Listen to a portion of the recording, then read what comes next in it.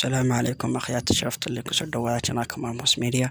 فولن هذاتك عصبتها جنالك سبسكرايب صار لايك صار شنته وحماتي الناس عسير دوناني قاعد تعسيس هاي هاد كلاس عضوان طبعا جناكم ماموس ميديا. dalka Turkiga waxaa loo qadiray inay yahay dad aan qurux badan isla markaana leh taariikh aad u qoto dheer. Waxaan ka hadli doonaa mawduucina maanta xaqiiqooyin ku saabsan dalka Turkiga isla markaasna laga yaabo inaan hore u ogeyn. Rasmiga waxaa loo yaqaanaa Jamhuuriyadda Turkiga iyada oo ahayd xaruntii khilaafada Cusmaaniyiinta ilaa iyo 1922 markaas oo Mustafa Kemal dibadda u taagay Jamhuuriyadda Turkiga oo ilaa haatan jirta.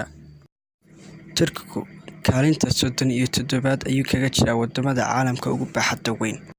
Waxaa 3 jiho kaga wareegsan bad. Dadka dalka Turkiga waxaa loo qiyaasay 76 milyan. Dastuurka dalka Turkiga waxa uu ogol yahay xorriyadda caqiido isla markaana 97 ama 98 waxa weeye muslimiin.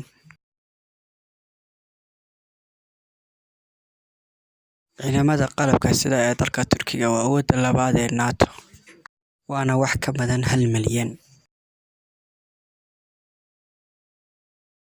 dowlad ka mid ah dowladaha xubnaha ka ah NATO ee ku heshiiyay in la wadaago hubka nukliyeerka garab ilaa garab. Tan ayaa ka dhigan nukliyeer uu leeyahay dalka Mareykanka inuu yaalo dalka Turkiga.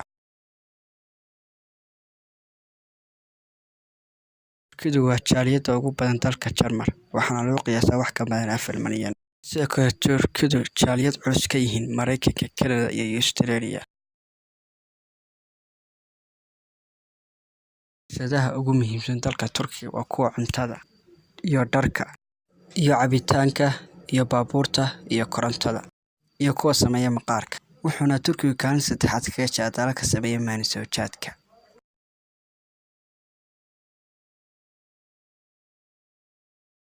waa dalka 7 iyo dalka 1 ee qaaradda Yurub ee haysta biyaha ka hooseeya dhulka. dalxiisku waa tiir ka mid ah tiirarka ugu muhiimsan dalka Turkiga waana dowladda 7 ee hantida dalxiisayaasha ugu badan adduunka.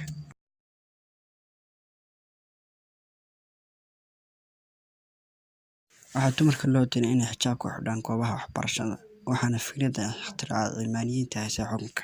2012 ayaa qodobadan qayb ka mid ah la masaxay halka 2013 qodobadan laga saaray daaqadda.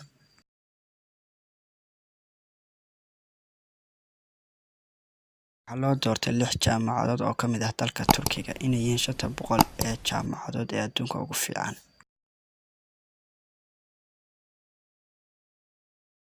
dadka wax barta dalka Turkiga waxay gaarayaan 90% halka ragga aan waxba baran ay gaarayaan 6% halka ay gaarayaan dumarka aan waxba baran 18%.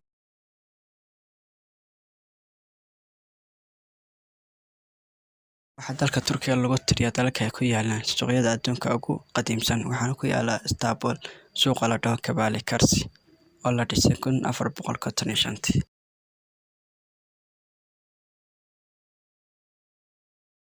ku hadla luqadda Carabiga waa u fududahay inay bartaan luqadda Turkiga maxaa yeelay 70% waa qaybo ka mid ah Carabiga. Istanbul waa magaalada ay ku nool yihiin dadka ugu badan waana magaalo dhacda labada qaarad oo ah Aasiya iyo Yurub. Ankara waa caasimadda dalka Turkiga waxa ayna ahayd ilaa 1923 halkii ay aaminsan yihiin dalka kale in Istanbul tahay caasimadda dalka Turkiga laakiinse ma aha.